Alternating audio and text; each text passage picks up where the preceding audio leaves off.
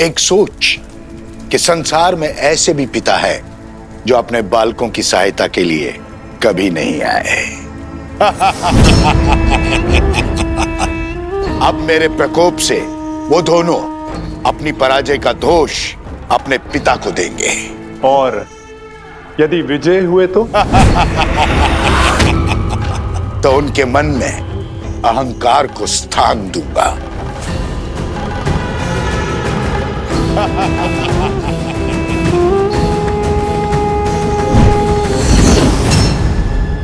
अब उन्हें सत्य बताना मेरा दायित्व है। उन्हें यह ज्ञान देना कि उनके पिता और कोई नहीं, उनके आराध्य श्री राम है। और जिस सीता से मिले बिना वो उसके कष्ट को जानकर इतने विचलित हो गए, वो और कोई नहीं, उन्हीं की माता है जिसका राम ने त्याग किया है।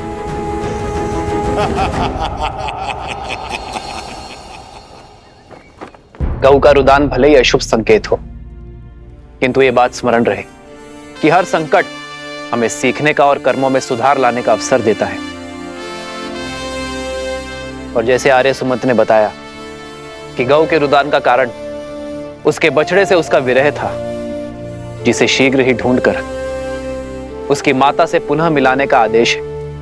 महाराज, ये तो नहीं पता कि आपने ऐसा क्यों किया, किंतु क्या शत्रुघ्न को अश्व से दूर रखने का आदेश उचित है? शक्तिशाली राष्ट्र सबसे पहले आक्रमण नहीं करता भरत, और जिस राजा की अयोध्या के अश्वमेध यज्ञ को चुनौती देने की इच्छा है, उसे भी तो युद्ध के लिए सज्ज होने का अवसर मिलना चाहिए। और यदि इस बीच किसी कारणवश अश्व की मृत्यु हो जाए तब क्या होगा? अश्व की मृत्यु तभी संभव है जब यज्ञ देवता कुपित हो। यज्ञ देवता का प्रभु श्री राम पर कोपित होना तो असंभव है। संभव है। असंभव? जितनी पवित्रता से भैया ने ये यज्ञ करवाया है, यज्ञ देवता का कुपित होना असंभव है गुरुदेव। यज्ञ में दी आहुति यदि यज्ञ देवता ने ना स्वीकारी तो वो कुपित होंगे। परंतु यज्ञ देवता आहुति स्वीकार करेंगे क्यों नहीं? क्योंकि यज्ञ में मंत्रोच्चार केवल महाराज राम ने किया है, उनकी पत्नी ने नहीं। परंतु महारानी की मूर्ति मंत्रोच्चार कैसे कर सकती है?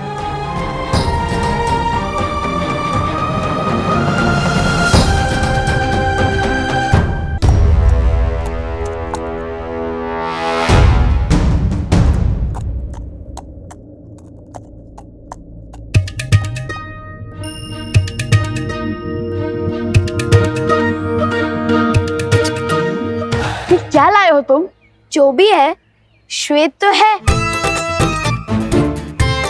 गांव में केवल यही एक 4 पैरों वाला प्राणी है जिसका रंग श्वेत जैसा है, और ऊपर से वस्त्र और छात्र भी ला दिया मैंने इसके लिए। अब चलो अश्व बदल देते हैं। सैनिक थके हुए हैं, हमारा भेद जाने में उन्हें समय लगेगा, जब तक हम निकल जाएंगे। दिख रहा है अश्व किसी को? दिख रहा है क्या? नहीं, लगता है और ऊपर गया है। शीघ्र खोजो उसे। चलो।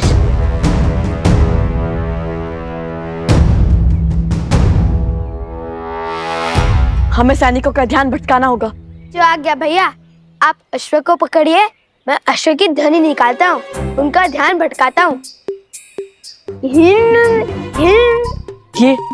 अश्व की ध्वनि है या फिर गधे की? पर भैया गधा तो डी चौ करता है।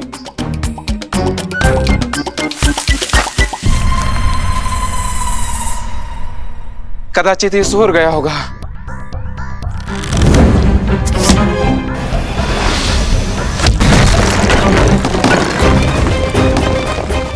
ये ईश्वर क्या ध्वनि है?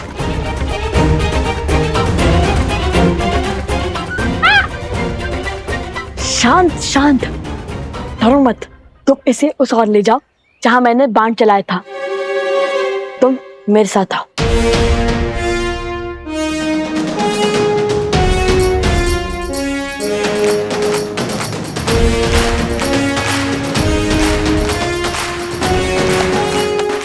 स्मरण है ना हमें अश्व को कैसे रोकना है? कैसे रोकना है? ये बात कब हुई?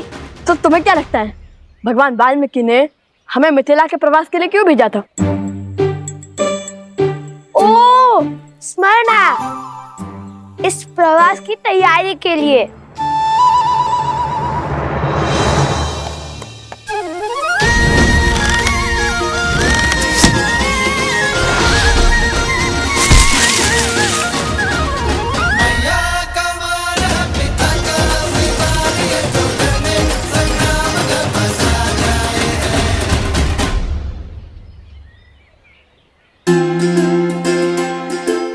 सीताराम?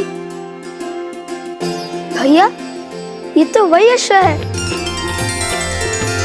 राम सिया राम जय जय राम। राम सिया राम जय जय राम। कदाचित इसका हमारा और सीताराम का कोई ना कोई संबंध अवश्य है। क्यों मित्र, हम स्मरण है ना? उस गधे से भय तो नहीं लगा?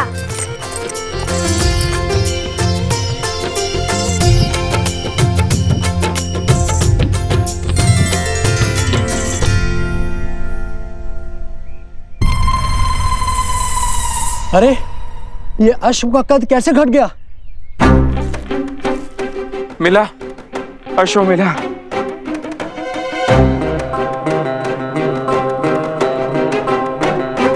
रंग भी बदला बदला सा लगता है। इस काले पर्वत में उसका रंग धूमिल सा हो गया होगा। पर इस पर छत्र तो है, पर अश्व जैसा नहीं है। एक ही वाक्य में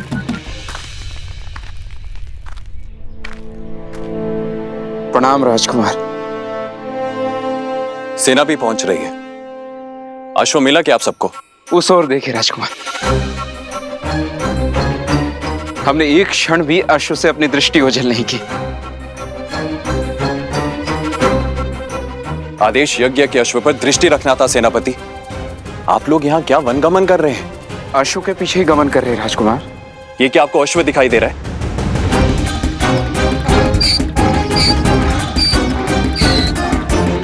ये एक गधा है आप ही की तरह सेनापति। आप अयोध्या लौट जाइए। सैनिकों, हमें शीघ्र ही अश्व ढूंढना होगा। भैया, औषधि? नहीं, हम अभी नहीं ला सकते। वो देखो, पर्वत पर सैनिक है, हम पकड़े जा सकते हैं। सर्वप्रथम हम स्वर्ण कमल लेकर आते हैं, फिर इसको पास के किसी गांव में छुपा देंगे।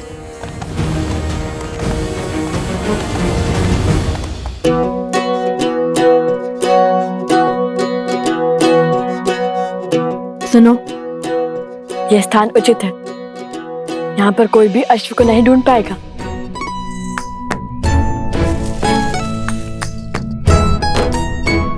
अब ठीक है, अब तुम खाओ पियो विश्राम करो, लेकिन ध्वनि मत करना, ठीक है? ध्वनि मत निकालना।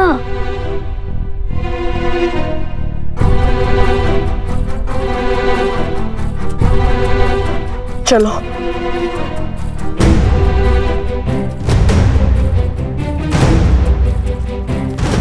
अरे, अब क्यों छुप रहे हैं हम? अब तो अश्व भी नहीं है हमारे साथ। यदि सैनिक ने हमें देख लिया तो हमसे प्रश्न किया तो वन देवी के पुत्र सत्य थोड़ी ना कहेंगे।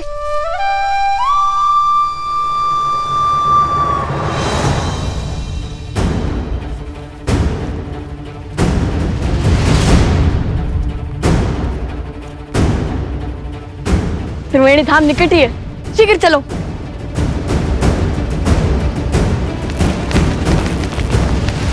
ऋषि कुमार,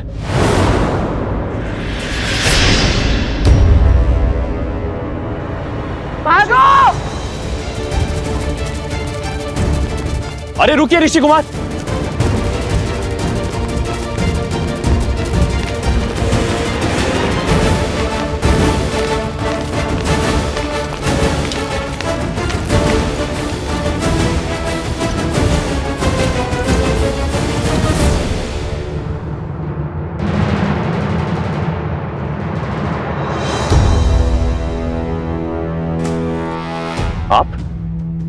आपको तो मैंने अयोध्या में देखा था। और क्या वो ऋषि कुमार वही हैं जिन्होंने अयोध्या में गान किया था? क्या आप क्या कहना चाहते हैं?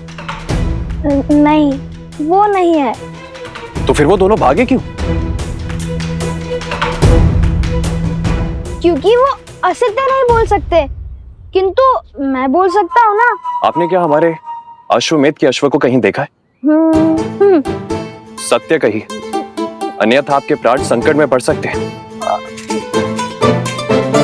सत्य सत्य तो ये है, आप और आपके सैनिक कभी एक बाल ऋषि कुमार के प्राण नहीं हारेंगे। और दूसरा सत्य ये है, आप और आपके सैनिक लव कुश से कभी जीत नहीं पाएंगे। राजरुज, वो दिख गए, वो ऋषि कुमार। ऋषि कुमार रुको।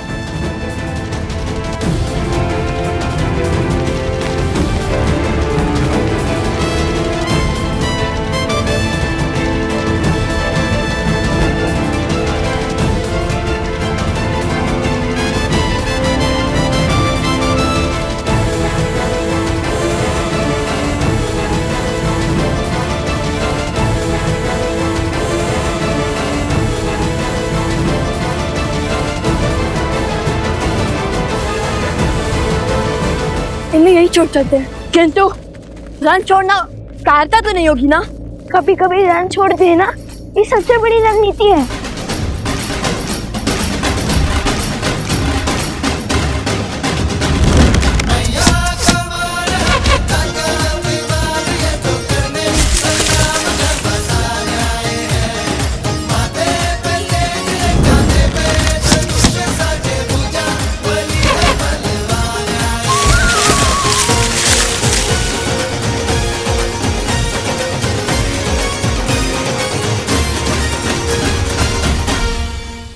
सैनिकों, शीघ्र हटाओ इसे।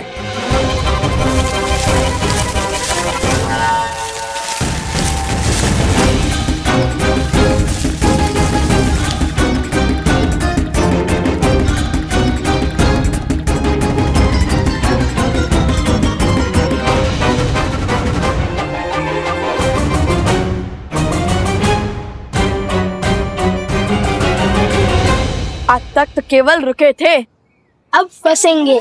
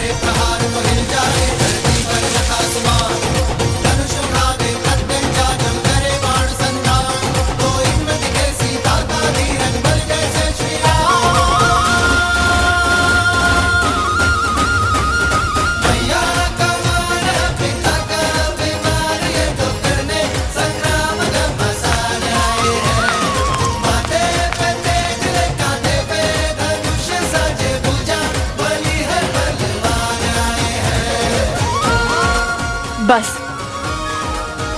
अब वो यहाँ फंस जाएंगे और हमें अधिक समय मिल जाएगा।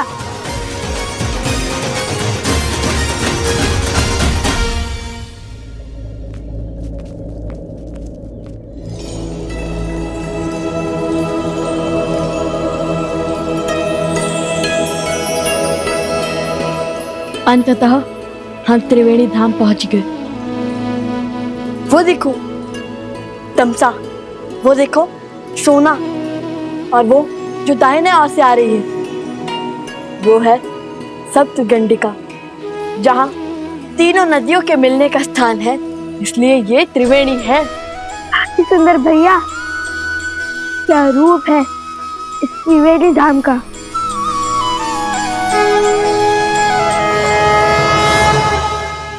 भैया अभी आंखें मूंदी तो मन में एक विचार आया। हमने अश्व को तो छुपा दिया, किंतु उसकी रक्षा के लिए किसी को नहीं छोड़ा। चल हम शीघ्र अतिशीघ्र सारे स्वर्ण कमल एकत्रित कर चलते हैं, ताकि किसी के वहां आने से पहले हम अश्व तक पहुंच सके।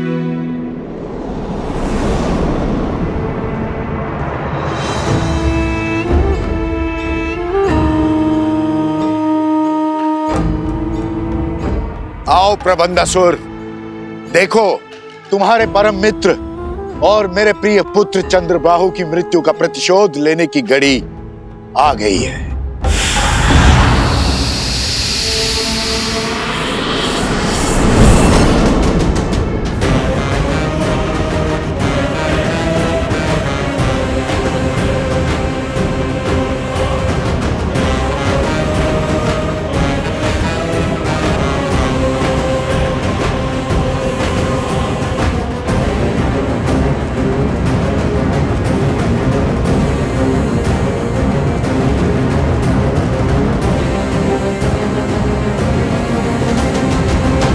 महाराज सहस्त्रमुख रावण की जय।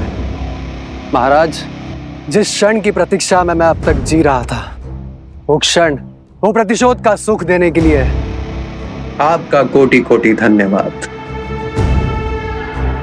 धन्यवाद मुझे नहीं, उन बालकों को दो, वही तो है इस सुअवसर के सूत्रधार।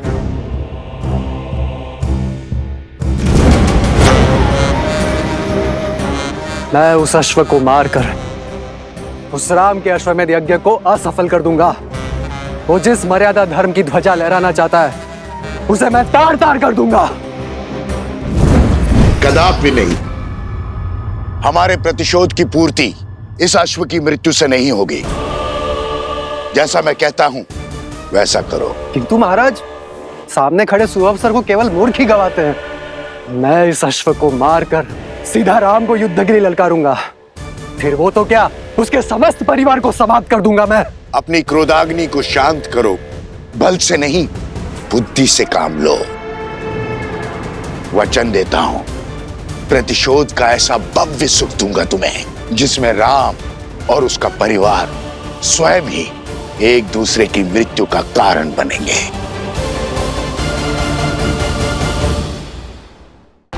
सोचो, एक बार में सबको मारने में आनंद आएगा या उन्हें स्वयं ही एक एक करके एक दूसरे को मारते हुए देखने में आनंद आएगा। और अपनी योजना के लिए मैंने तुम्हें चुना है, क्योंकि छल में तुम्हें मात देना असंभव है। तुम कभी भी कोई भी रूप धरकर किसी भी वस्तु में प्रकट हो सकते हो। मैं चाहता हूं कि तुम यज्ञ के अंत तक इस अश्व के साथ रहो। वो लवकुश बहुत संस्कारी और साहसी है। तुम मेरे साथ मिलकर इस अश्व को इक्ष्वाकु वंश के अंत का साधन बनाओगे।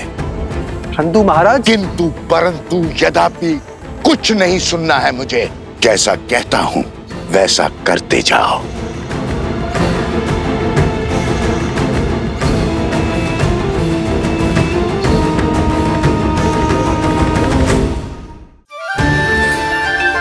माता पिता के लिए संतान के प्रेम से मूल्यवान और कुछ नहीं हो सकता, फिर चाहे वो देव हो या दानव, मानव हो या पशु।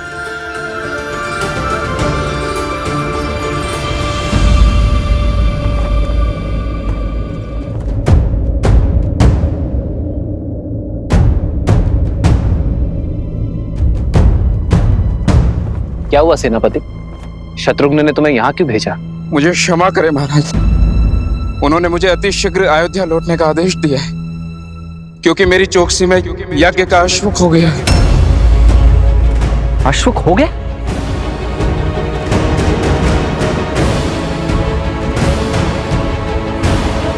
और अब वो स्वयं अश्व को खोज रहे हैं।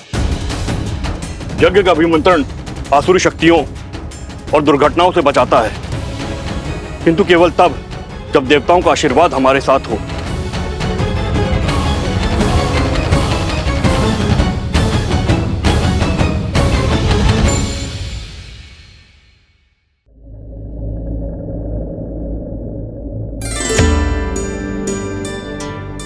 यज्ञ का अश्व लव और कुश ने पा लिया है। क्या इस पर अब भी कोई संकट आना बाकी है? क्या देवताओं को श्री राम का यज्ञ अस्वीकार है।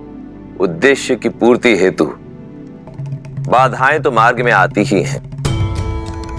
रही बात देवताओं की, तो यज्ञ के विधि विधान, सभी नियम स्वयं पुरातन ऋषियों ने ही निर्धारित किए थे, जिन्हें देवताओं को भी मानना पड़ता है, क्योंकि ये विधि विधान ही तो हैं जो मानव समाज का आधार है। अर्थात श्री राम के जीवन की पीड़ाएं अभी तक समाप्त नहीं हुई। नहीं प्रिय गणेश, ऐसा नहीं कहते, क्योंकि मेरे आराध्य नारायण ने तो अवतार ही संसार की पीड़ा भोगने के लिए लिया है। मैंने तो केवल एक बार समुद्र मंथन में विषपान किया था, परंतु मेरे आराध्य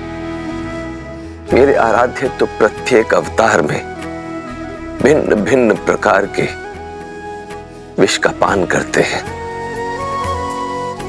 परंतु जैसे मैंने विष के प्रभाव को अपने शरीर में व्याप्त नहीं होने दिया, वैसे ही मेरे आराध्य ने भी विष के प्रभाव को अपने तपोबल, अपने सिद्धांतों को विचलित नहीं करने दिया।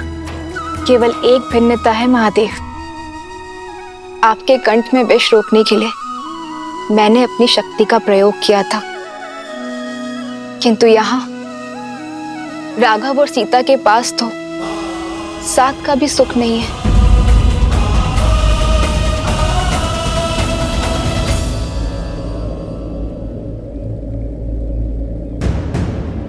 मिला क्या? स्वर्ण कमल छोड़िए, मुझे तो साधारण कमल भी नहीं दिख रहा। ठंड के कारण तो कुछ भी दिखाई नहीं दे रहा है। चलो तनिक समीप चलकर देखते हैं।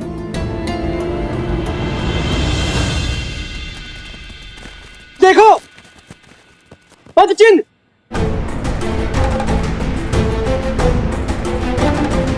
अरे अरे रुक जाइए, ये कोई छल है।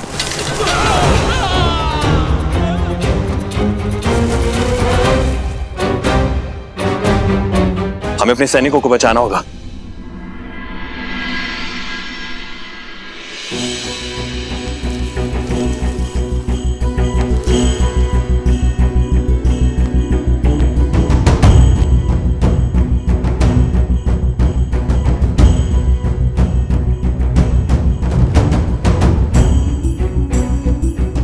यहाँ भी नहीं है।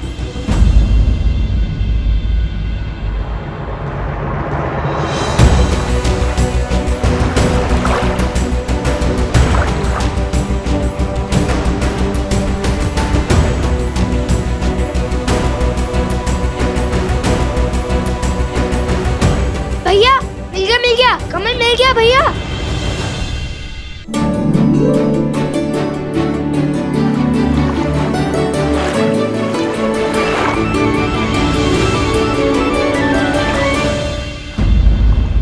हाँ कमल तो है, किंतु स्वर्ण कमल नहीं। आज सोम हमारे साथ नहीं है, तब भी दुर्भाग्य हमारा पीछा ही नहीं छोड़ रहा। हाँ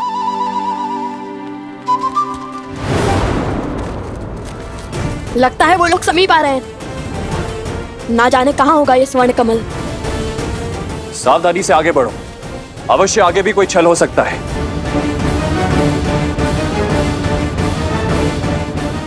कुछ कहीं हम कुछ भूल तो नहीं रहे?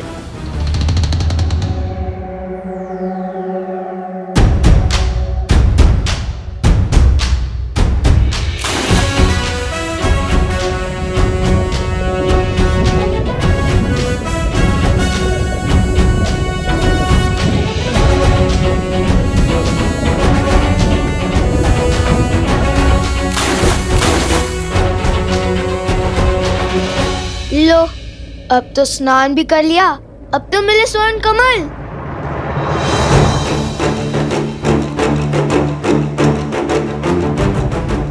भैया ये आने वाले हैं, चलिए पानी के भीतर छुप जाते हैं। ऐसे कब तक छुपेंगे कुश? और यदि वो भी जल में उतर गए तो? अब ये सोचो कि हम चूक कहाँ रहे हैं और यदि भगवान वाल्मीकि ने कहा है तो दिव्य स्वर्ण कमल भी तो यही होने चाहिए ना। किसी ने चुरा तो नहीं लिए? अरे कुश, स्वर्ण कमल कोई कैसे चुरा सकता है? उनके रक्षक तो स्वयं यक्षराज कुबेर हैं, कुबेर।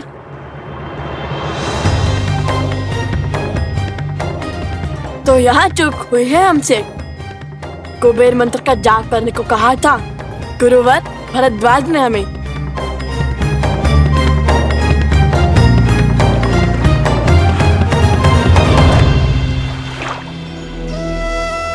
ओम श्रीं ह्रीं क्लीं श्रीं क्लीं विद्येश्वराय नमः।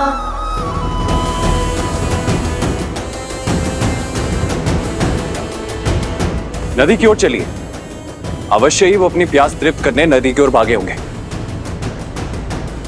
ओम श्रीं ह्रीं क्लीं श्रीं विद्येश्वराय नमः।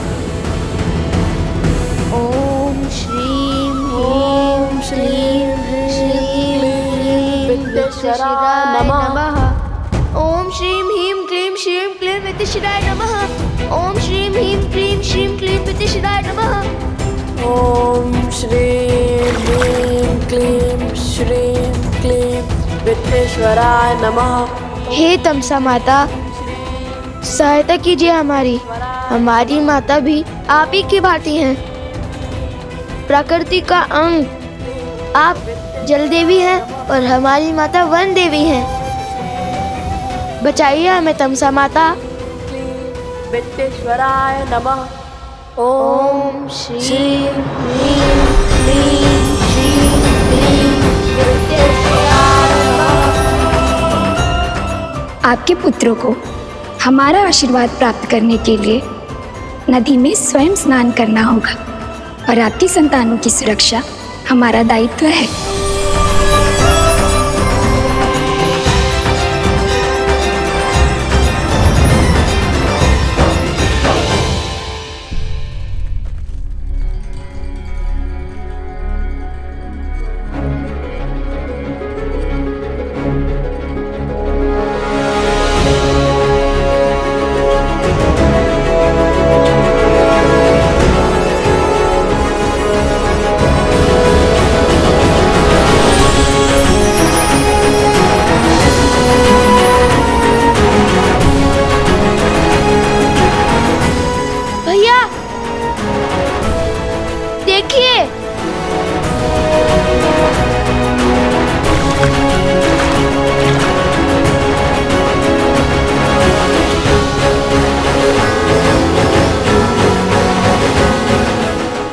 ये तो कुबेर की नगरी अलोकापुरी का द्वार है।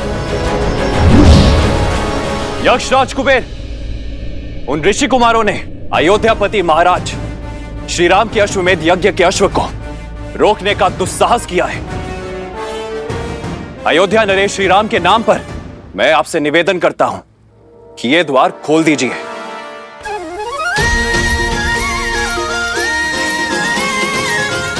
ये तो अवश्य ही यक्षराज कुबेर की नगरी आलोकपुरी लगती है।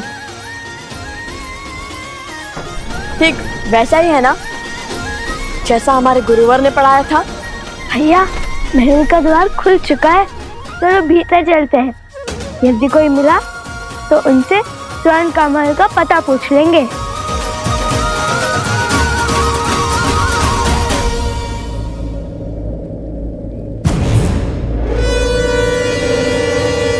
सत्य कहते हैं भैया, भय बिन होए ना प्रीत।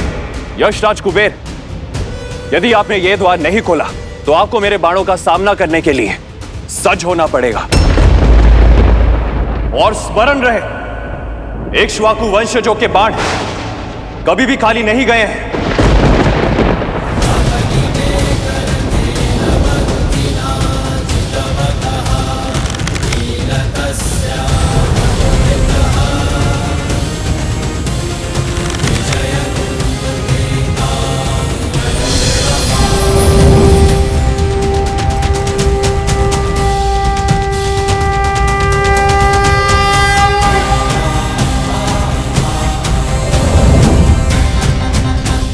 प्रणाम राजानुज शत्रुघ्न। प्रणाम। लेकिन मैं आपका अभिनंदन लेने नहीं, अश्वमेध यज्ञ के अश्व के चोरों को लेने आया हूं। उन ऋषि कुमारों को मुझे सौंप दीजिए कुबेर, जिन्होंने अभी आपके नगर में प्रवेश किया है। क्षमा करें, किंतु उनके साथ मैं विश्वासघात कैसे करूं? आप तो जानते हैं ना वो कौन है। अब वो कोई साधारण बालक नहीं है, वो अनमोल रत्न है, केवल मेरे लिए नहीं अपितु समस्त संसार के लिए। सब जानता हूं मैं, जानता हूं कि उन्होंने अश्वमेध यज्ञ के अश्व को चुराकर कहीं तो छुपाया है। उस अश्व को खोजकर ये यज्ञ को पूर्ण करवाना कर्तव्य है मेरा। आप मुझे भीतर जाने दीजिए। आप तो बली है, कृपया मेरा निवेदन स्वीकार करें, हट ना कीजिए। आप शायद भूल रहे हैं यशराज कुबेर, जिसके अश्वमेध के मार्ग में आप बाधा डाल रहे हैं वो वही श्री राम है, जिनके अनेक उपकार हैं आप पर। उन्हीं के कारण संसार रावण जैसे महाराक्षस के प्रकोप से बचा, और आप भी। उन्हीं के कारण आपको आपका पुष्पक विमान पुनः प्राप्त हुआ। उस उपकार का, उस ऋण का ये मूल्य चुकाएंगे आप? अश्वमेध यज्ञ के अश्व के चोरों को बचाकर? ये श्री राम का अपमान भी है, और उनका विद्रोह भी, और आपकी कृतज्ञता भी। सब स्मरण है मुझे, कृपया आप मेरी दुविधा समझने का प्रयास तो कीजिए। मैं धर्म संकट में फंस गया हूं, मैं उन बालकों को आपको लौटा नहीं सकता। वे कोई साधारण बालक नहीं है, वो किसी वनदेवी या किसी ऋषि के पुत्र नहीं है। हो सकता है, किंतु धर्म संकट मेरे समक्ष भी है यशराज कुबेर। अनुजराज, धर्म संकट के कारण तो व्यक्ति को अपना धर्म स्पष्ट रूप से दिखाई देता है। यदि इस परिस्थिति में आप आलोकपुरी में प्रवेश करेंगे तो अश्वमेध यज्ञ के नियमानुसार जैसे ही आप भीतर आएंगे तो यह माना जाएगा कि आप आलोकपुरी पर आक्रमण कर रहे हैं। कृपा करें, मेरी विडंबना समझने का प्रयास करें।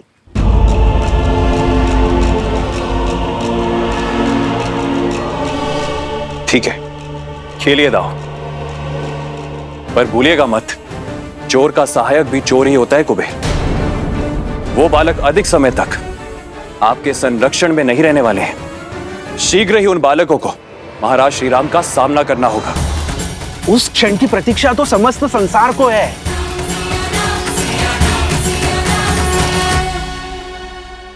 सहस्त्र मुख की माया यही जाने कैसे कैसे दांव खेलता है ये। मेरा मन तो कहता है कि अभी इस अश्व को मारकर अपने प्रतिशोध की धधकती ज्वाला को बुझा लूं।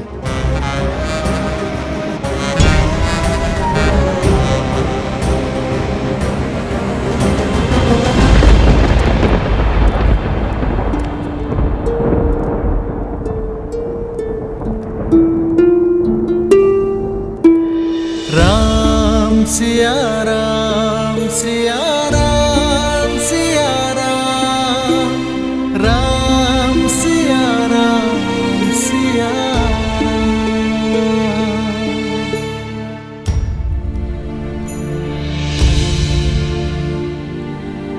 ओम ब्रह्मदेवाय नमः। ओम ब्रह्मदेवाय नमः। हे ब्रह्मदेव, आप तो संसार के निर्माता हैं, जीवन दाता है, इस धरा पर हो रहे हर यज्ञ के कर्ता धर्ता है। मेरी आपसे विनती है ब्रह्मदेव, इस विकट परिस्थिति में मेरी सहायता कीजिए। ये राम सीता के सिवाय और किसी का नहीं हो सकता। न मैं पुनर्विवाह कर सकता हूं और ना ही ये राज्य छोड़ सकता हूं। अश्वमेध यज्ञ की सफलता धर्म की रक्षा के लिए अति आवश्यक है। जो मूरत मेरी सीता की सूरत है, जो इस यज्ञ के लिए मंत्र नहीं पढ़ पाई, यदि देवता उससे रुष्ट है तो यह यज्ञ असफल हो जाएगा ब्रह्मदेव। धर्म हार जाएगा। मेरी सहायता कीजिए ब्रह्मदेव।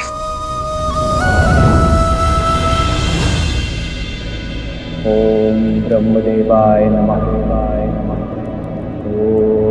ओम ब्रह्मदेवाय नमः। देवाय नमः। ओम ब्रह्मदेवाय नमः। देवाय नमः। ओम ब्रह्मदेवाय नमः। ओम ब्रह्मदेवाय नमः। देवाय नमः। ओम ब्रह्मदेवाय नमः। महादेव। प्रणाम महादेव। प्रणाम देवी पार्वती। प्रणाम ब्रह्मदेव। समस्या विकट है, किंतु आपके अतिरिक्त किसी और के पास इस समस्या का कोई समाधान नहीं। ब्रह्मदेव, सृजन, जीवन और मृत्यु तीनों ही परस्पर जुड़े हुए हैं। जैसे ही सृजन का विचार आकार लेना आरंभ करता है, जीवन आरंभ हो जाता है। जैसे जैसे जीवन विकसित होता जाता है, मृत्यु का समय निकट आ जाता है और मृत्यु के आते ही एक नए सृजन का शंखनाद हो जाता है। परंतु अभी द्वापर और कलियुग आने में समय शेष है। ऐसे में यदि रामावतार ने इस युग में अपने कर्म पूरे नहीं किए, तो द्वापर में राक्षसों और असुरों की शक्ति का प्रभाव बहुत अधिक बढ़ जाएगा। और यदि ऐसा हुआ ब्रह्मदेव, तो द्वापर युग का स्वरूप कलियुग जैसा होगा और स्वयं कलियुग का स्वरूप तो नरक से भी अधिक दुर्दांत और भीषण सिद्ध होगा। इसलिए यह अनिवार्य है कि त्रेता युग में नारायण का रामावतार अपने सभी उद्देश्य, अपने सभी कर्म सफलतापूर्वक पूर्ण करे। रही बात जीवन की रक्षा की, तो जीवन की रक्षा तो केवल सृजन अर्थात स्वयं ब्रह्म ही कर सकते हैं, मृत्यु नहीं। इसलिए हे ब्रह्मदेव, मेरे आराध्य नारायण की रक्षा केवल आप ही कर सकते हैं।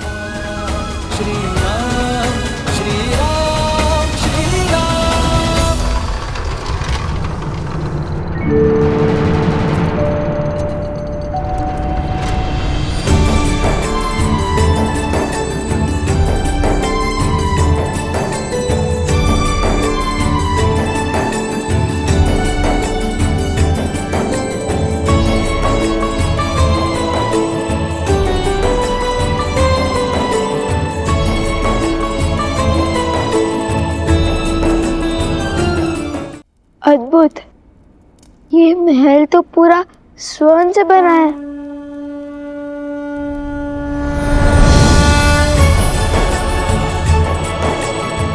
आइए आइए ऋषि कुमारों। मेरी नगरी आलोकपुरी में आप दोनों का स्वागत है। कहिए, किस प्रयोजन से आना हुआ? प्रणाम कुबेर देव। घर से तो माता सीता को खोजने का प्रण लेकर लिखने थे, किंतु भगवान वाल्मीकि के आदेश अनुसार पहले हमें हमारी माता वन देवी के लिए स्वर्ण कमल लेने जाना है। असंभव को संभव करने की शर्त रखी है भगवान वाल्मीकि ने आपके समक्ष। देखिए, हमें स्वर्ण कमल दे दीजिए। क्षमा करें, वो संभव नहीं है। मेरी बात मानिए कुमारों, आप आश्रम लौट जाइए और अपना जीवन तपस्या में लगाइए। कदाचित उचित समय आने पर आपको वो स्वर्ण कमल मिल जाएगा। सुनिए, त्रिकालदर्शी है भगवान वाल्मीकि। यदि उन्होंने हमें स्वर्ण कमल लाने के लिए कहा है, तो वो हमारे माता सीता तक पहुंचने का मार्ग बनेंगे। विनती कर रहे हैं, दे दीजिए स्वर्ण कमल, अन्यथा बल से छीन लेंगे।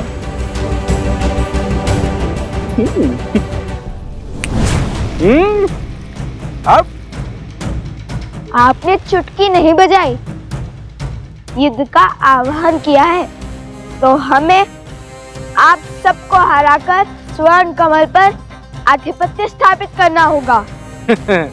मैं सज्ज हूं। आक्रमण!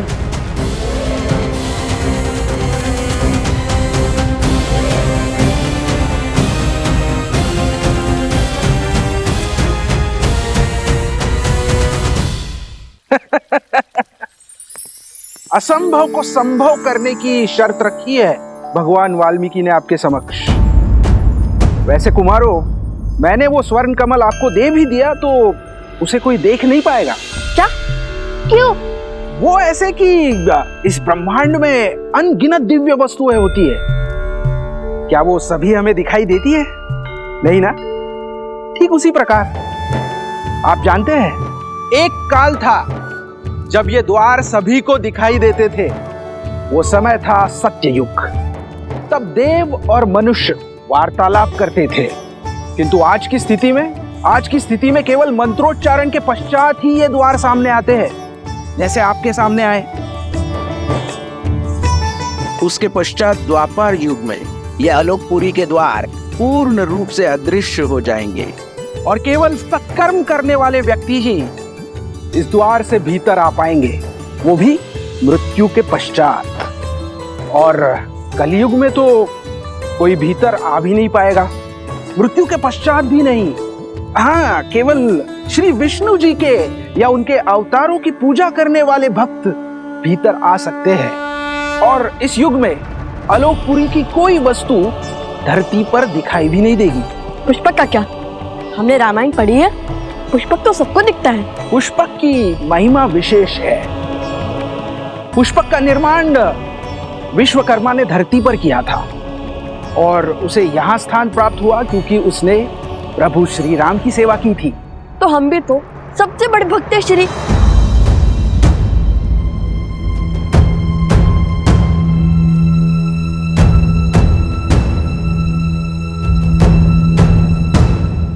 देखिए, हमें स्वर्ण कमल दे दीजिए। हमारे भगवान वाल्मीकि के आदेश का उल्लंघन नहीं कर सकते। क्षमा करें, वो संभव नहीं है। मेरी बात मानिए कुमारों, आप आश्रम लौट जाइए और अपना जीवन तपस्या में लगाइए। कदाचित उचित समय आने पर आपको वो स्वर्ण कमल मिल जाएगा। सुनिए, विनती कर रहे हैं, दे दीजिए स्वर्ण कमल, अन्यथा बल से छीन लेंगे।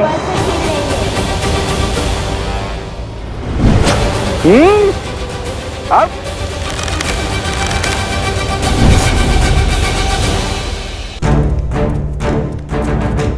कुछ ये यक्ष है, हम इन पर प्रहार नहीं कर सकते। पर ये हम पर प्रहार करने से चुकेंगे नहीं।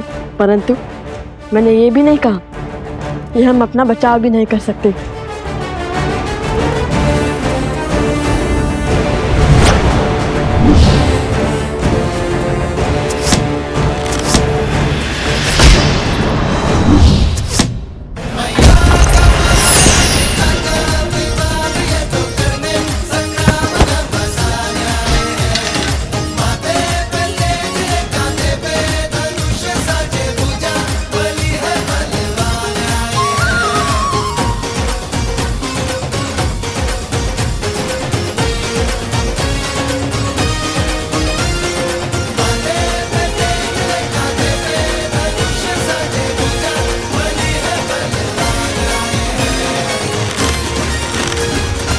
शांत हो जिया। पर यदि हम चाहे तो आपको और आपकी सेना को हमारे बाणों से चलनी भी कर सकते हैं, परंतु करेंगे नहीं। हमें स्वर्ण कमल दे दीजिए और ये अध्याय यही समाप्त कीजिए। इतनी शीघ्रता क्या है?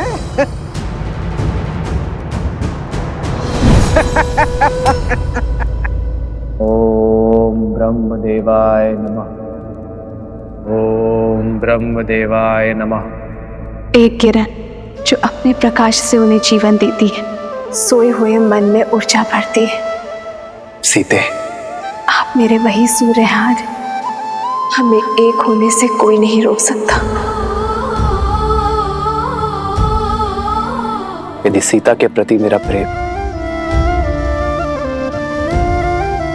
हमारा प्रेम और समर्पण अटूट है ब्रह्मदेव,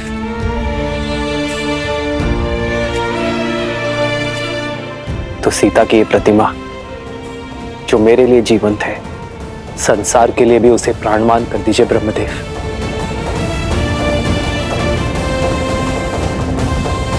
ओम ब्रह्मदेवाय नमः।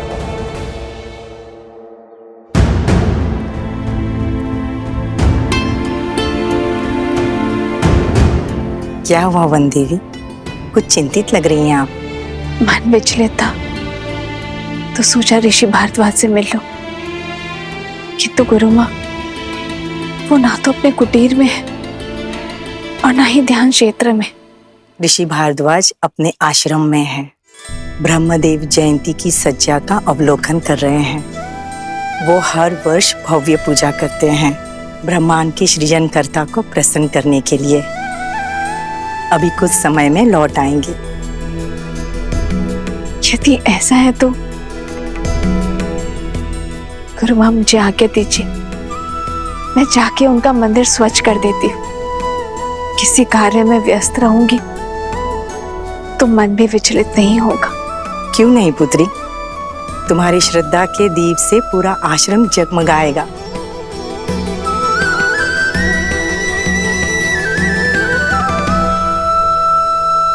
आपने आपके सामर्थ्य का प्रमाण तो दे दिया, अब बारी है ज्ञान का प्रमाण देने की। बड़े हट्टी हैं आप यक्षराज, देते हैं अब अपने ज्ञान का प्रमाण।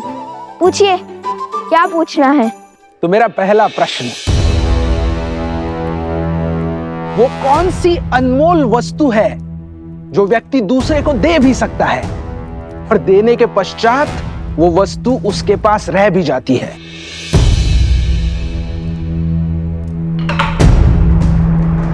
प्रेम। प्रेम बांटने से घटता नहीं है, कभी कभी दुगना लौट कर भी आता है। अति उत्तम। अब दूसरा प्रश्न, साहसी व्यक्ति के लिए सबसे कठिन कार्य कौन सा होता है? कर्म करना या कर्म से बचना? कभी कभी पग पीछे धरने से अधिक साहसी कुछ नहीं होता। कई परिस्थितियों में हमें अपने अभिमान का बलिदान देना होता है, कर्म करने से बचना पड़ता है, जैसे श्री राम ने किया था। यदि वो चाहते तो एक ही बार में रावण को हरा माता सीता को ले आते, किंतु उन्होंने अभिमान का नहीं, धर्म का पथ चुना। अद्भुत।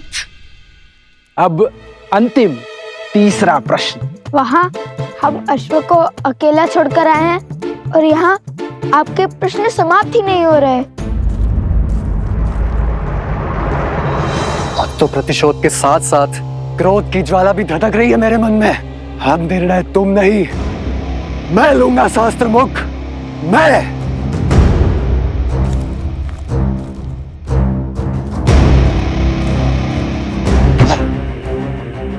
इतने वर्षों में कुछ भी नहीं कर पाया वो सहस्त्र मुख रावण, और तो और अपने ही पुत्रों के प्राण लील गया। जो स्वयं सफल ना हो सका वो मुझे क्या निर्देश देगा?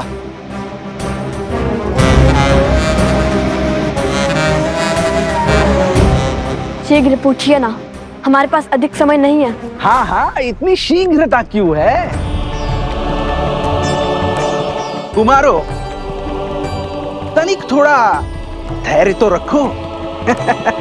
अब तीसरा और अंतिम प्रश्न, बताइए, दुख, कष्ट, पीड़ा व्यक्ति को क्यों होती है? उसके पीछे कोई उद्देश्य है या केवल नियति?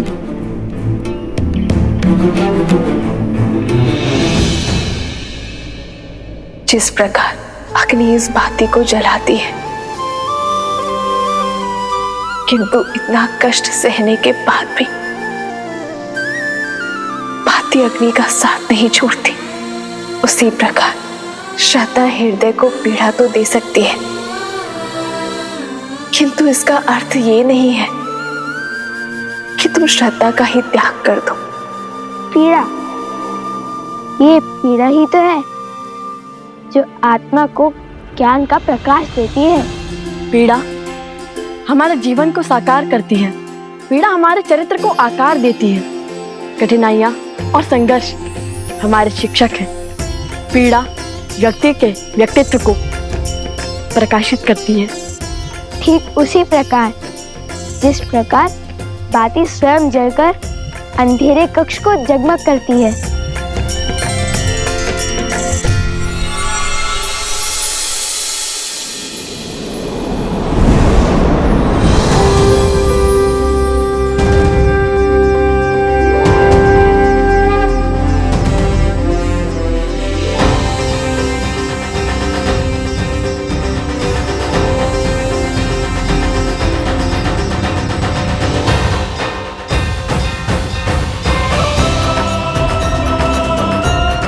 प्रणाम अग्निदेव, इंद्रदेव, बृहस्पति देव, कुबेर देव, विश्वकर्मा देव, सूर्य देव, वरुण देव, प्रणाम। आयुष्मान भव पुत्र, आप दोनों अपनी परीक्षा में निपुण हुए और यह सिद्ध कर दिया कि आप दोनों केवल बल में ही नहीं अपितु बुद्धि से भी धनी हैं। हमें देखना चाहते थे कि आप ये दुर्लभ स्वर्ण कमल पाने योग्य हैं भी या नहीं। अरे फिर तो ये प्रश्न सबसे पहले पूछना चाहिए था यक्ष राज कुबेर जी को। हम उसी क्षण उत्तर दे देते, हमारा इतना समय तो व्यर्थ ना होता। जानते हैं कितना दायित्व है हमारे कंधों पर। तो अब हमें अपने भूल की भरपाई करनी होगी। हम आपके बल और बुद्धि दोनों से अति प्रसन्न हैं। उपहार और आशीर्वाद स्वरूप कुछ दिव्य अस्त्र स्वीकार कीजिए। आपको शीघ्र ही इनकी आवश्यकता पड़ेगी। आप दोनों जब चाहे इन अस्त्रों का आवाहन कर सकते हैं।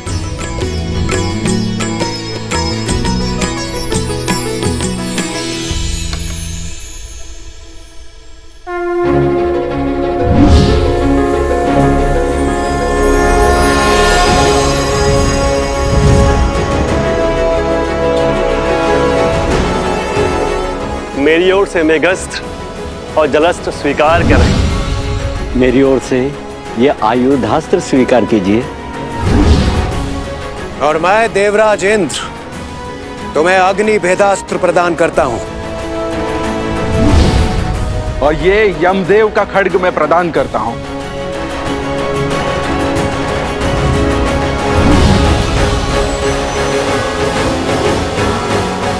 धन्यवाद देवतागण। हम आप सबको वचन देते हैं कि हम इन दिव्यास्त्रों का सदुपयोग ही करेंगे। और अब मेरी ओर से यह स्वर्ण कमल स्वीकार करें।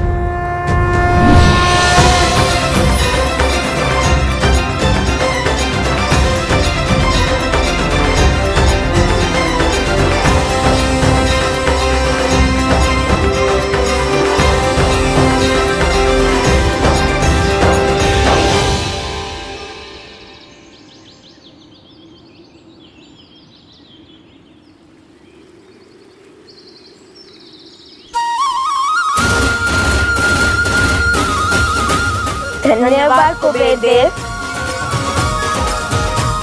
भैया, माता कितनी प्रसन्न होगी ना ये सुनकर कि हमने इतने सारे दिव्य अस्त्र पा लिए।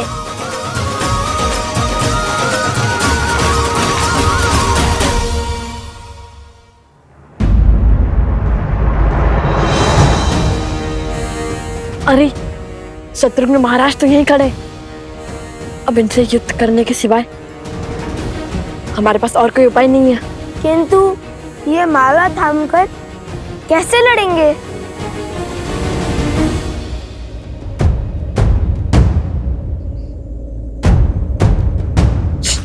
धीरे बोलो, देखो हम देख नहीं पा रहे।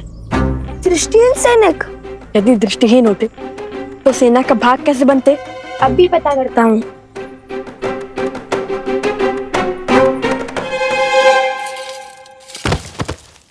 कौन है वहां? तुम्हारा काल।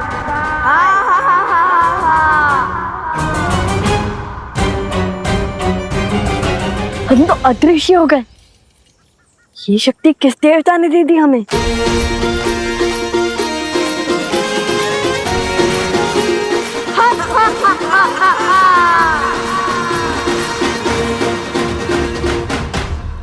अयोध्या के सैनिकों को कायरता शोभा नहीं देती। माया का प्रयोग कर रहे हैं वो। अधिक देर तक नहीं बचेंगे वो। खोजिए उन्हें, यहीं कहीं छुपे होंगे वो।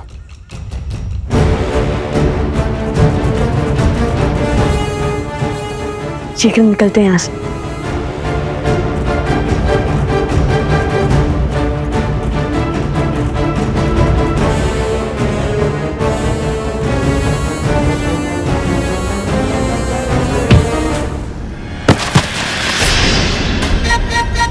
कौन है?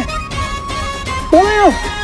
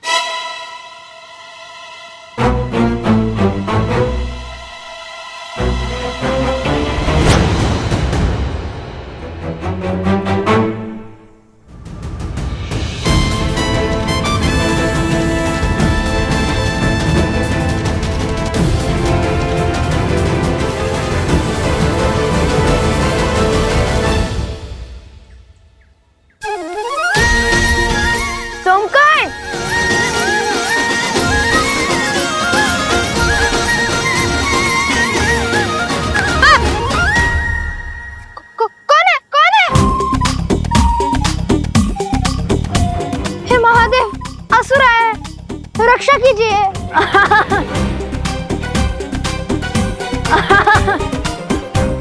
कुश, भ्राता लव? नहीं कुश, हम ही हैं सोमकरण। सच में? किंतु आप है कहाँ? हम तुम्हारे सामने हैं।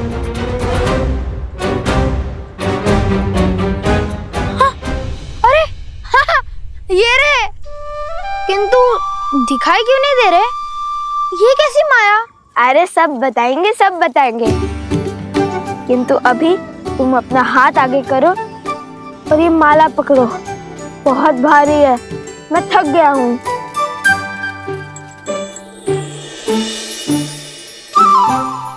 अरे सोमकर्ण, तुम तो अदृश्य हो गए और तुम दिखाई देने लगे। ये कैसे हुआ? अर्थात ये कोई दिव्य शक्ति नहीं, इस दिव्य स्वर्ण कमल की माया है। अरे लाओ लाओ सोमकर्ण, बस अब हो गया।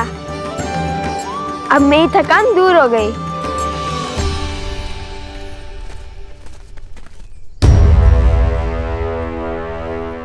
अब तुम हमें स्वयं अश्वत्थ तक पहुंचाओगे। बस बहुत हुई प्रतीक्षा। मैं कोई पहरेदार नहीं हूं। मैं अभी इस अश्व को मारकर अश्वमेध का अंत कर दूंगा और असुरों के सर से धर्म की तलवार सदा के लिए हटा दूंगा।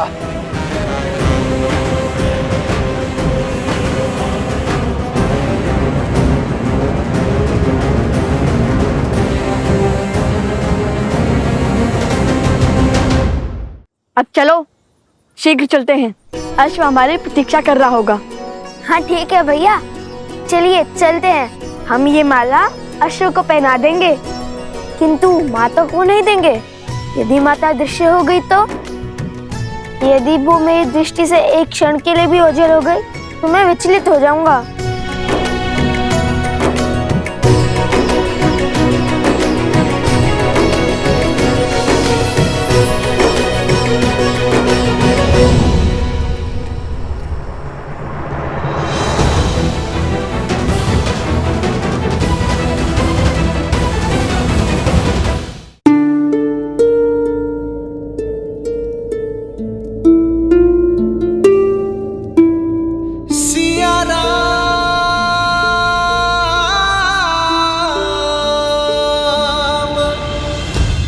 श्री राम, श्री राम।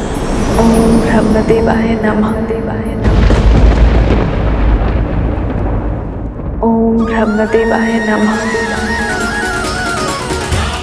सीते,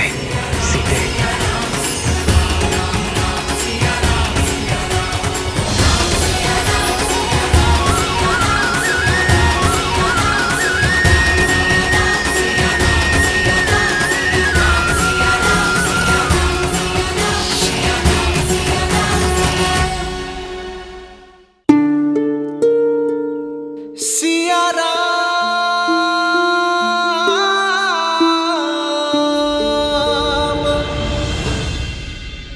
देवी सीता,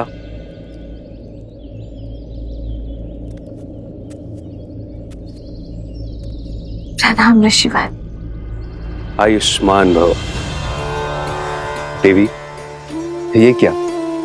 आपने तो इस स्थान की काया ही पलट दी। आपको कोटि कोटि आभार। मन की चिंता मिटाने के लिए तन को भक्ति में व्यस्त कर लिया। कैसी चिंता देवी? लवकुश की? उनकी सुरक्षा का वचन तो स्वयं तमसा माता ने दे दिया है, परंतु श्री राम, न जाने ऐसा क्यों लग रहा है मुझे ऋषिवर कि श्री राम विचलित है। देवी, आप दोनों दो शरीर एक प्राण हैं। एक दूसरे की मनोदशा बिना मिले, बिना देखे ही अनुभव कर लेते हैं। किंतु ध्यान रखिएगा, भोर खत्म होने से पहले रात्रि का अंधकार सबसे अधिक होता है। वैसे ही शुभ समय आने से पहले चिंताएं मन को घेर लेती हैं। और अब तो सभी चिंता के दूर होने का समय है। ये लीजिए ब्रह्मदेव का प्रसाद, इसे ग्रहण कीजिए। देवी, मैं आपको आश्वस्त करता हूं कि सृष्टि बनाने वाले आपकी समस्त चिंता का नाश अवश्य करेंगे।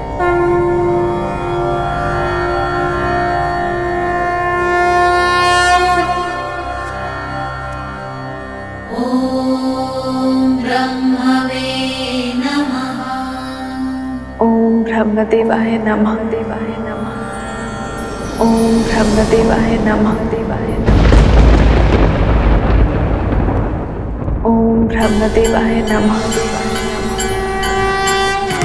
सीते, राम।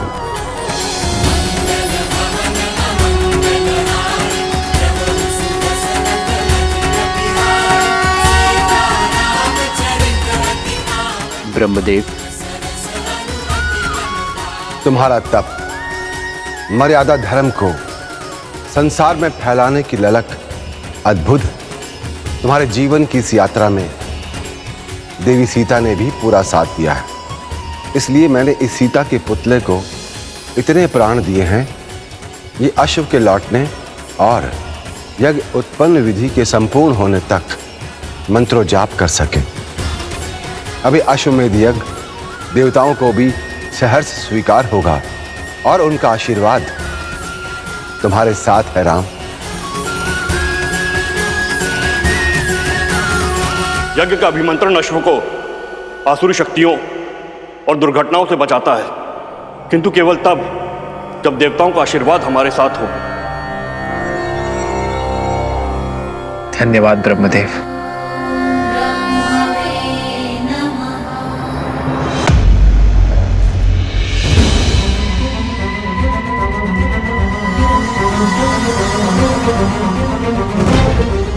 राम की हार और तुम्हारे नाश का समय आ गया अश्व।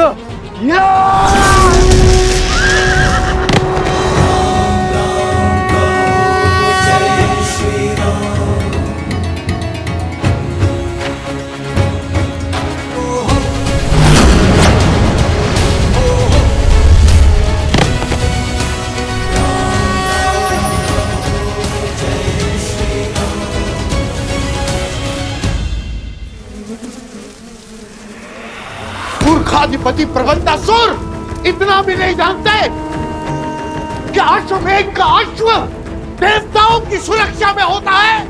असुरों का संहार देवताओं और मनुष्यों के सामर्थ्य से नहीं, असुरों की मूर्खता से ही हो जाएगा।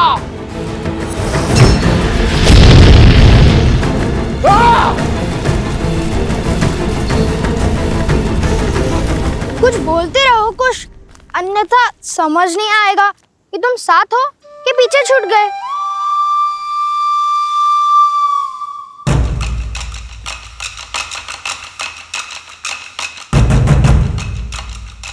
ऋषि कुमारों,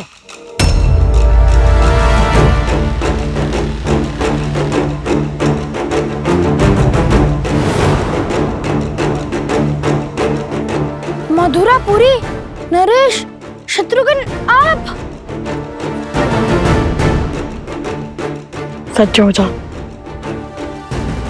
इनसे युद्ध करे बिना हम आगे नहीं बढ़ सकते। मैं यहां यज्ञ का अश्व लेने आया हूं। चुपचाप उसे मुझे सौंप दो। वचन देता हूं मैं तुम्हें कि तुम्हें कुछ भी नहीं होगा। बड़े दयालु हैं श्री राम, क्षमा कर देंगे तुम्हें। सोम करें, माला संभालो।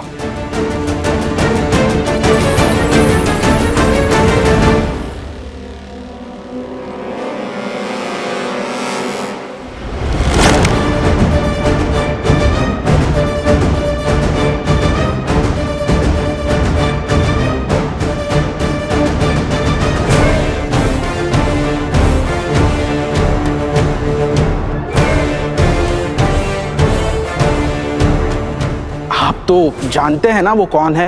वो कोई साधारण बालक नहीं है, वो अनमोल रत्न है, केवल मेरे लिए नहीं अपितु समस्त संसार के लिए। आप दोनों जो कर रहे हैं वो अनुचित है। मेरी विनती सुनिए और समय रहते अपनी भूल सुधार लीजिए। यज्ञ के अश्व को रोकना पाप ही नहीं, अपराध भी है। हम बालक अवश्य हैं, किंतु अबोध नहीं। हम आपका बहुत सम्मान करते हैं राजानुज, किंतु अभी ये अश्व हमने पकड़ा है तो उपाय केवल एक ही है, युद्ध।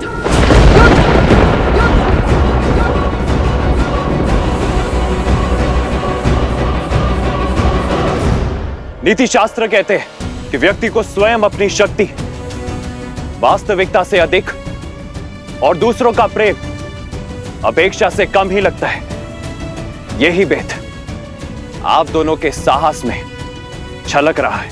अपनी शक्ति के अनेकों प्रमाण दे चुके हैं हम असुरों के विरुद्ध। मिथिला की प्रतियोगिता में पूरे संसार में अपने बल का डंका बजवा चुके हैं हम। और रही बात दूसरों की प्रेम की, तो हमें आपसे प्रेम की अपेक्षा नहीं है। यदि आप युद्ध से पहले हमें सुप्रभात कह देंगे तब भी हमारी आंखें भर आएंगी। देखिए, मेरे पास पूरी सेना है और आप दोनों बिल्कुल अकेले हैं। युद्ध शास्त्र कहता है कि सेना के सामने युद्ध करने का साहस तो महारथी को भी नहीं करना चाहिए। जैसे सर्पों के टोले में नागराज महाबली होकर भी नहीं जाता। नागराज भले ही ना जाए, गरुड़ या नेवले अकेले जाते हैं सर्पों की टोली में। स्वयं को क्या समझते हो, गरुड़ या नेवला? काल बेलिया जो सर्पों को अपनी बीन पर नचाते हैं। शस्त्र भी उठाएंगे या अयोध्या में केवल वाक युद्ध की प्रथा है? हम वो शत्रु नहीं जो आपकी निरर्थक बातों से ही मर जाए।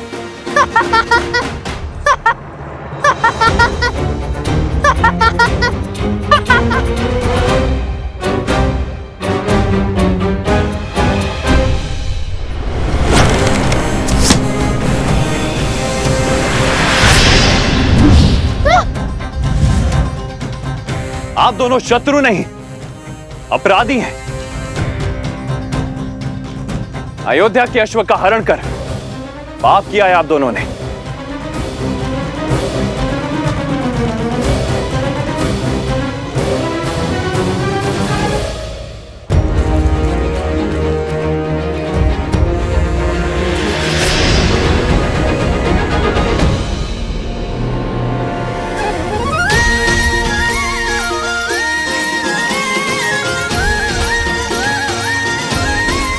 धन्यवाद मित्र सोमकर्ण।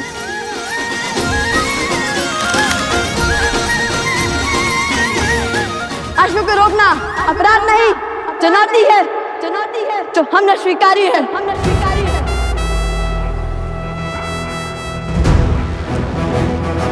कुश,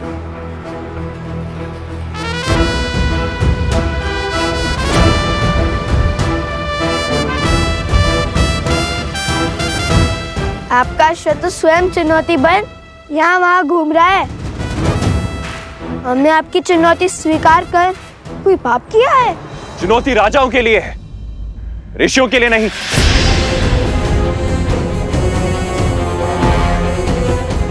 क्या बताएंगे आप? कहां के राजा हैं आप? राजा ना होकर अश्व को रोकना अपराध की श्रेणी में ही आता है। ऐसा तो कोई नहीं लिखा है। लिखा नहीं है, किंतु असत्य भी नहीं है। ये हमारे राजा है। मेरे ज्येष्ठ भ्राता अवसरा ने इनका राज्याभिषेक किया है।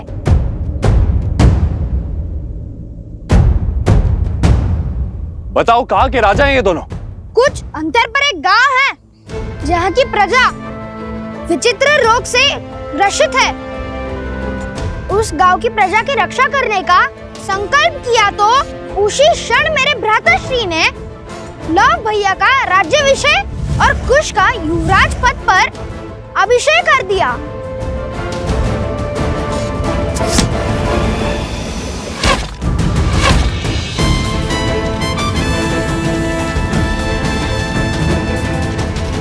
राजा नच, युद्ध में असावधान होना सबसे बड़ा अपराध है।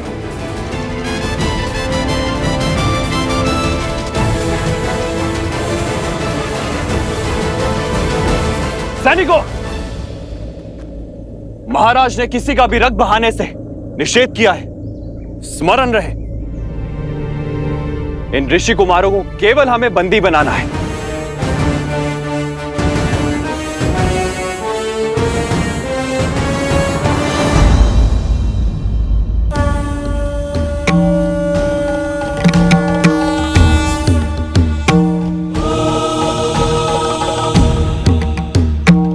वन देवी, नियति मोड़ ले रही है। आपके दोनों पुत्र अपने जीवन की सबसे कठिन यात्रा पर निकलने वाले हैं। मैं केवल आपको यह बताना चाहता हूं कि आपके दोनों पुत्र एक पूरी सेना के विरुद्ध लड़ाई लड़ रहे हैं। सेना?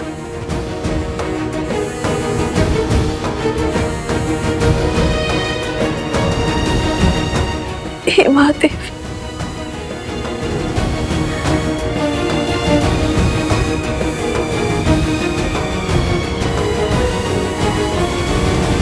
ये कैसा संकट है ऋषिवर, जिनके पिता अपने पुत्रों की रक्षा के लिए उपस्थित ना हो, अब उनकी रक्षा कौन करेगा? और वो माता कितनी दुर्भाग्यशाली है जो अपने पुत्रों की सहायता के लिए कुछ नहीं कर सकती।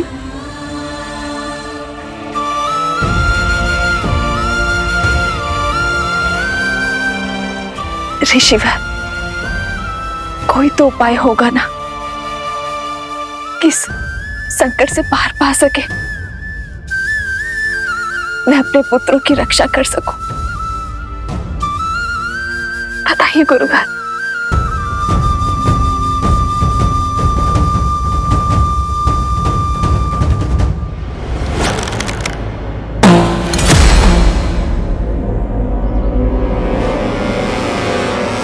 सावधान ऋषि कुमारों, यह मेरी अंतिम चेतावनी है। अब अस्त्र उठाने से पहले ना वाद होगा ना विचार।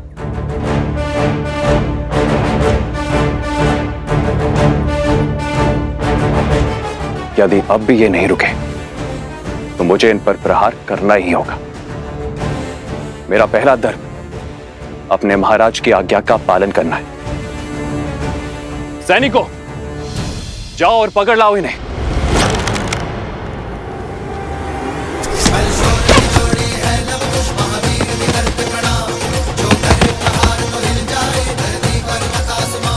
दिव्यास्त्र, दिव्यास्त्र।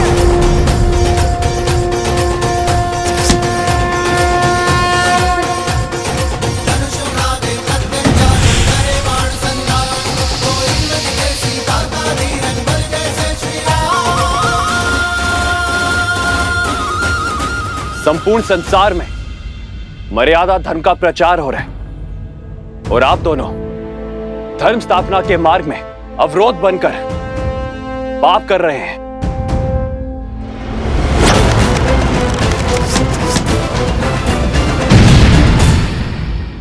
सुन रहे हैं भैया, राज अनिल शत्रुघ्न मर्यादा धर्म की बात कर रहे हैं। इस राज्य की प्रजा को स्त्री के सुखों का, सुरक्षा का, सौभाग्य का बलिदान मांगकर संतोष दिया जाता है।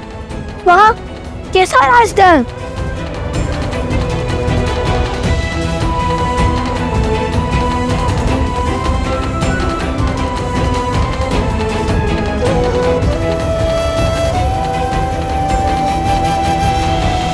आप दोनों का क्या संबंध है अयोध्या की महारानी से? संबंध है भक्ति और भाव का संबंध। हमने राम कथा पढ़ी है, श्री राम और माता सीता की पूजा की है, और यदि हमारी माता के बाद कोई है जिसमें हमें ममता दिखती है तो वो माता सीता है। क्या रक्त के संबंध से श्रद्धा का संबंध अधिक महान नहीं होता?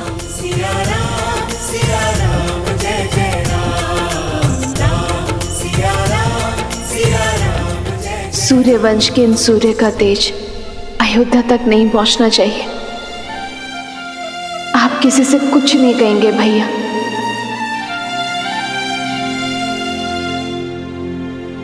धन्य है आप भाभी मां, श्री राम से दूर रहकर अपनी पहचान को गुप्त रखकर भी इन बालकों को श्री राम की परछाई बनाया आपने। स्पष्ट है ये दिव्य बालक और कोई नहीं, आपके और भैया के ही पुत्र हैं। वेदों में कुछ ऐसे मंत्रों का विवरण है जिनका पाठ करने से स्वयं देवताओं को रक्षा करने के लिए बुलाया जा सकता है। आप उनका पाठ आरंभ करें और मुझे पूर्ण विश्वास है कि देवता आपकी सहायता अवश्य करेंगे।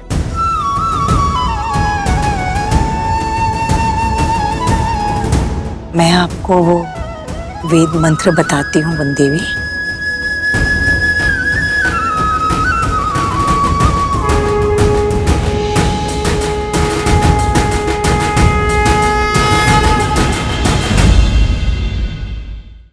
हे वरुण देव, आपकी शक्ति अपरंपार है। श्री राम के अयान का महत्वपूर्ण भाग रहे हैं आप, और आप मेरे पुत्रों को आपकी सहायता की आवश्यकता है।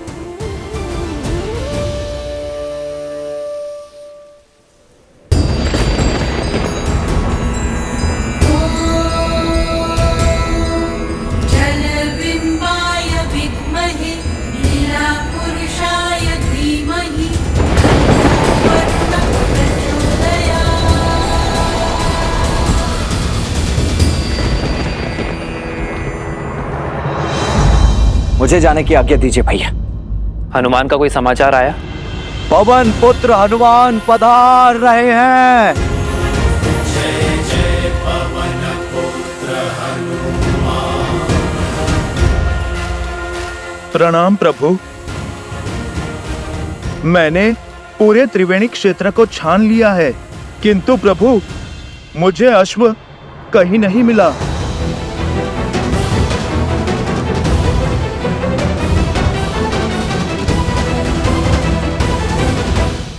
प्रभु शत्रुघ्न सेना ने भी अपना पथ बदल लिया है। प्रभु मुझे लगता है वो किसी युद्ध में उलझ गए हैं। महाराज, हमें तुरंत सेना भेजनी चाहिए।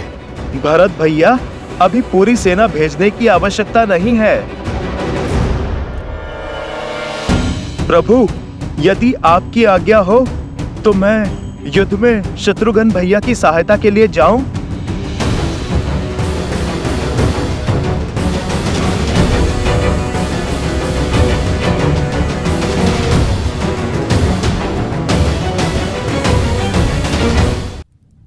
प्रभु, यदि आपकी आज्ञा हो तो मैं युद्ध में शत्रुघ्न भैया की सहायता के लिए जाऊं? जाओ हनुमान, किंतु स्मरण रहे युद्ध में कोई अनावश्यक रक्तपात ना हो।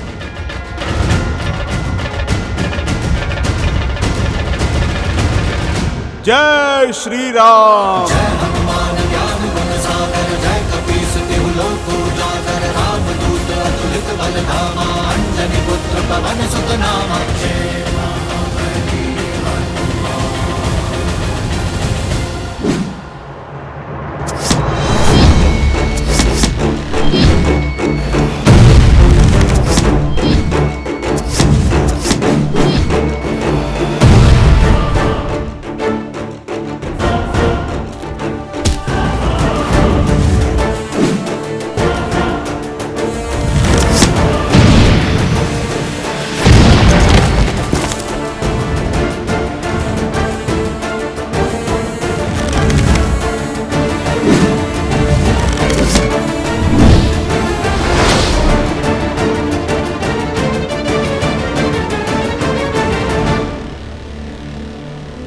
मुझे इन्हें सम्मोहन अस्त्र से बेसुध करना होगा।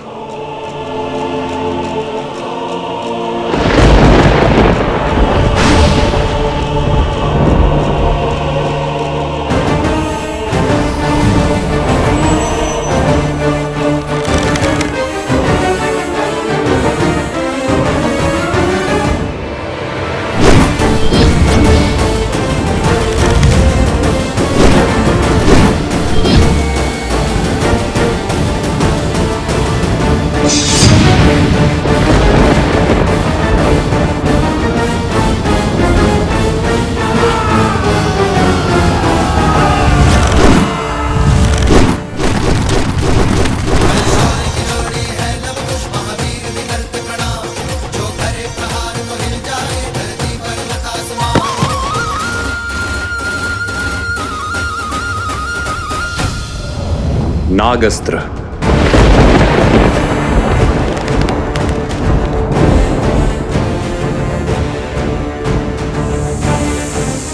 अपनी कुंडली में इन्हें बांध लीजिए नाग देवता, और कोई हानि नहीं पहुंचाए। सुनो, तुम इन सैनिकों को संभालो, मैं इस अस्त्र का उत्तर देता हूं।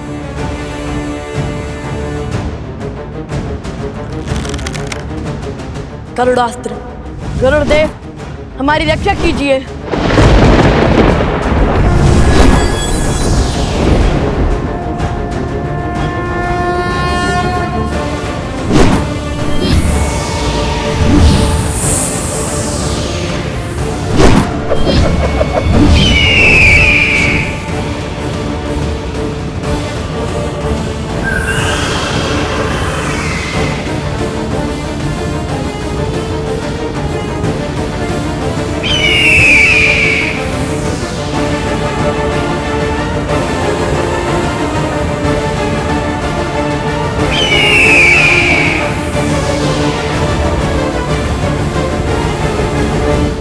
सैनिक, मेरे अस्त्र से बचकर तो दिखाओ।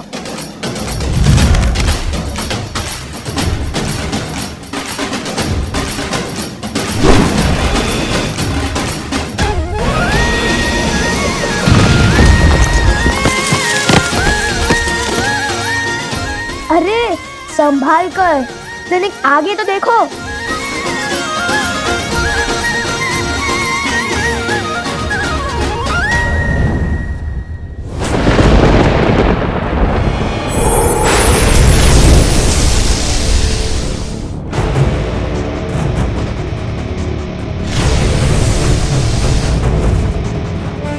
लगता है ये वरुणास्त्र चला रहे हैं। वरुण देव, अपनी कुंडली में इन बालकों को बांध लीजिए।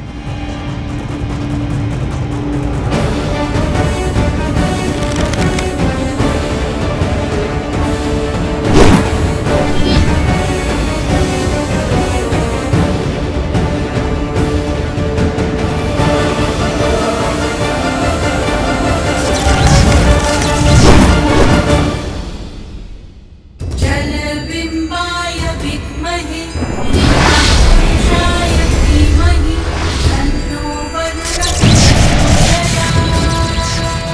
असंभव। वरुण देव इनके पक्ष में क्यों है?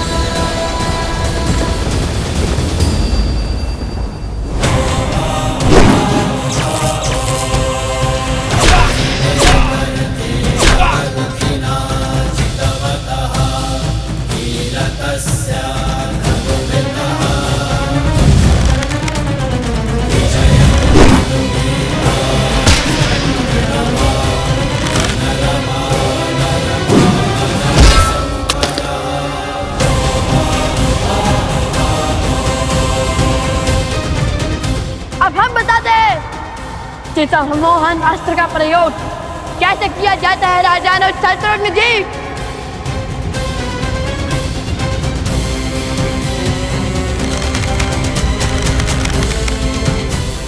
इस पराजय ने जितना संतोष मुझे दिया है उतना आज तक मुझे किसी विजय ने नहीं दिया।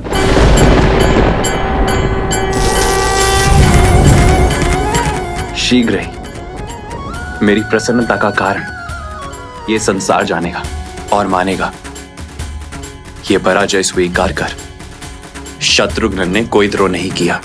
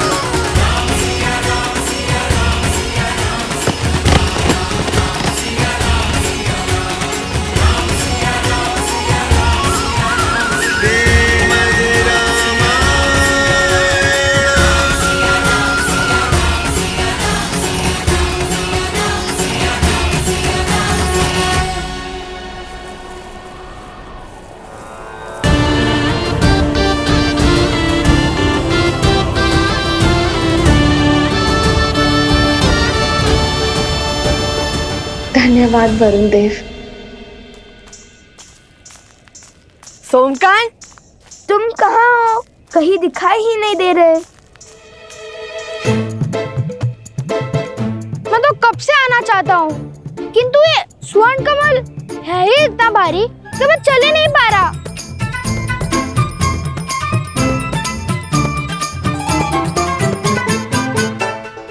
लाओ।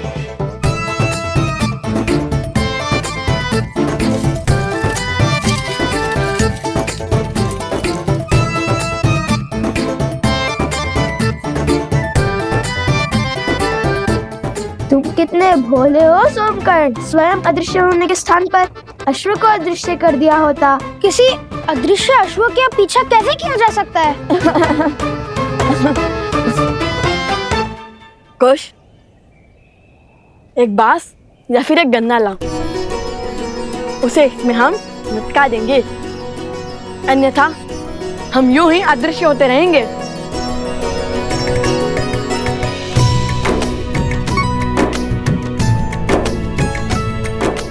सोमकर्ण, तुमने असत्य कहा है कि हमारा राज्य अभिषेक हुआ है, किंतु अब उस असत्य को सत्य बनाना होगा हमें। अयोध्या से अन्य कोई सेना आए उससे पहले हमें वो औषधि खोजनी होगी और उन गांव वालों को उनके रोगों से मुक्त कराना है। ये लीजिए भैया।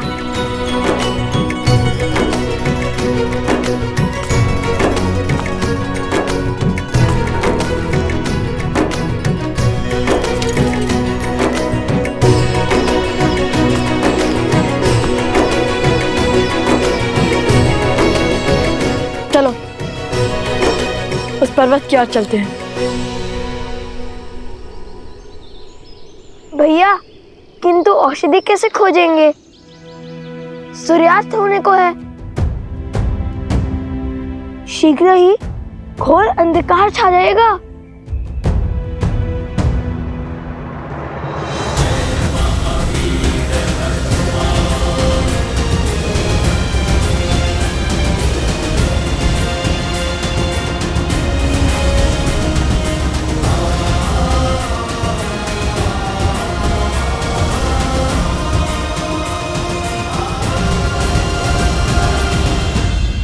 पिताश्री, शत्रुघ्न समझ चुके हैं लव कुश और कोई नहीं, श्री राम और माता सीता के पुत्र हैं और स्वयं उनके भतीजे हैं। किंतु संसार उन्हें इस निर्णय के लिए राजद्रोही क्यों कहेगा?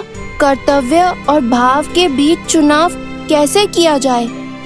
क्या हृदय का कोई स्थान नहीं? प्रिय गणेश, यूं समझ लो कि कर्तव्य कलकल करते एक नदी की भांति है, जिसकी अपनी ही गति है, अपनी ही दिशा है और अपना ही एक उद्देश्य है, जिसे धर्म निर्धारित करता है। और हमारा हृदय और उसकी भावनाएं वो वायु से उत्पन्न हुई लहरों की भांति होती हैं, जो आती जाती रहते हैं, कभी स्थिर तो कभी अस्थिर। परंतु जब ये लहरें ही नदी की दिशा निर्धारित करने लगे तो नदी अपने पथ से भटक जाती है। भाव हमें अपने अधीन कर कर्तव्यों से विमुख कर देता है। हाँ पुत्र, तुम्हारी माता का कहना सर्वथा उचित है और ऐसे में कर्तव्य ही है जो हमें बल देता है। और जब हम कर्तव्य के पथ पर चलते हुए स्वयं को तन मन से संपूर्ण रूप से समर्पित कर देते हैं, तब हमें केवल सत्य के समक्ष ही नतमस्तक होने की आवश्यकता पड़ती है, क्योंकि सत्य ही धर्म है और धर्म ही है जो हमें ईश्वर से जोड़ने की शक्ति रखता है।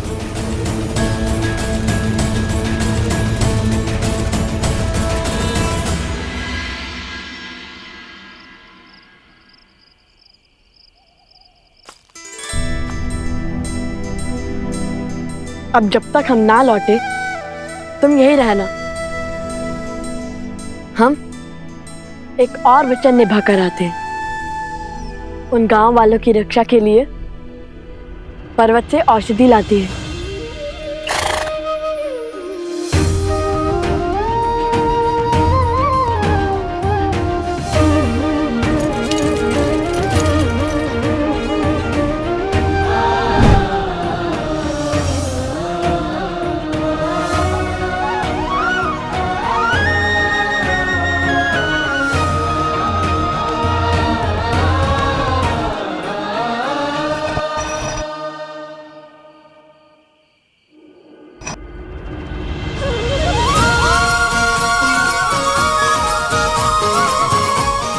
अब तुम्हें खोजने में कठिनाई नहीं होगी मित्र।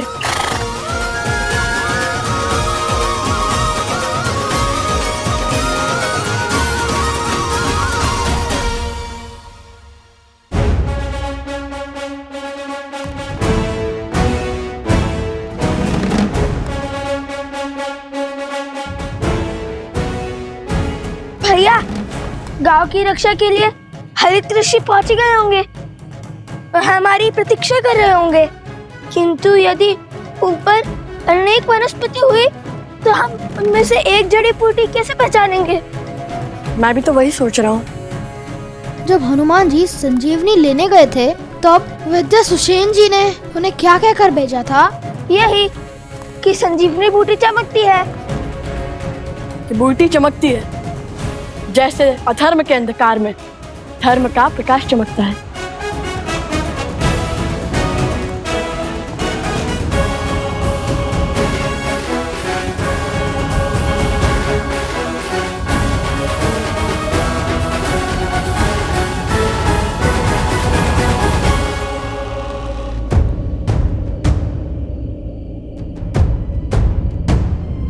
लो, या तो कई बूटी चमक रही हैं, अब कैसे ढूंढे बूटी?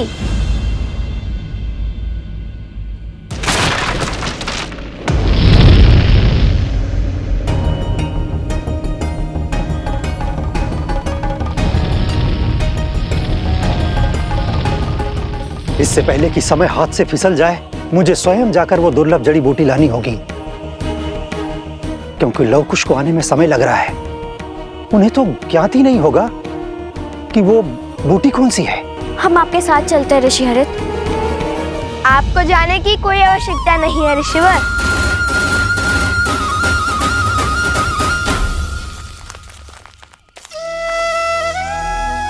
लव कुश भी आ गए और आपके लिए जड़ी बूटी भी। चाहिए ना आपकी वो दुर्लभ जड़ी बूटी? हाँ, यही वो बूटी है। किंतु लव कुश, तुम्हें जड़ी बूटी कैसे पहचानी? बताएंगे बताएंगे।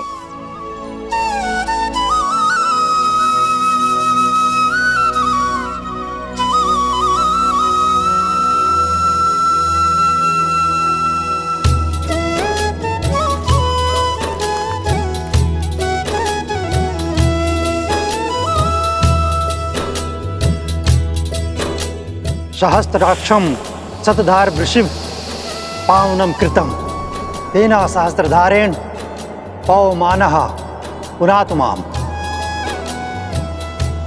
सहस्त्राक्षम शतधार वृषिभ पावनम कृतम तेना सहस्त्रधारेण पवमानः पुनातु माम।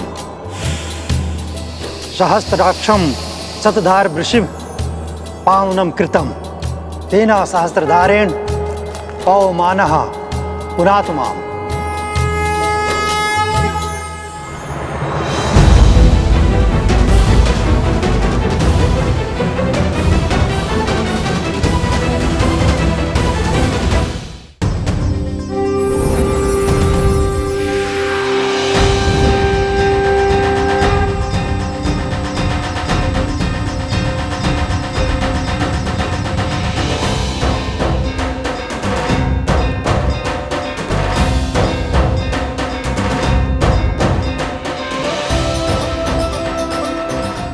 मैं निरोगी हो गया, मेरा रोग भी ठीक हो गया, हम सब स्वस्थ हो गए।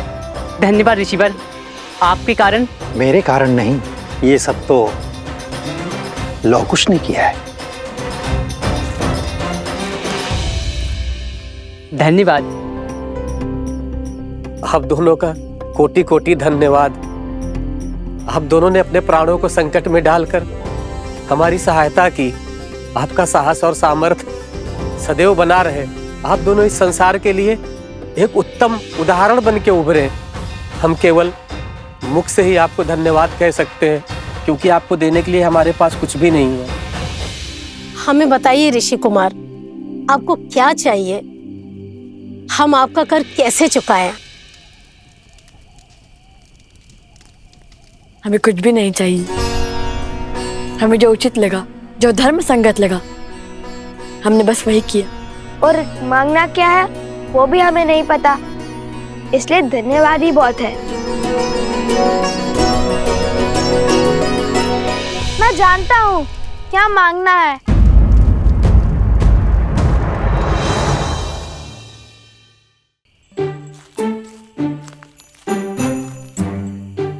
अभी कुछ समय पहले मैं एक मिथ्या कहकर आया हूँ, उसे सत्य करने का समय अब आ गया है।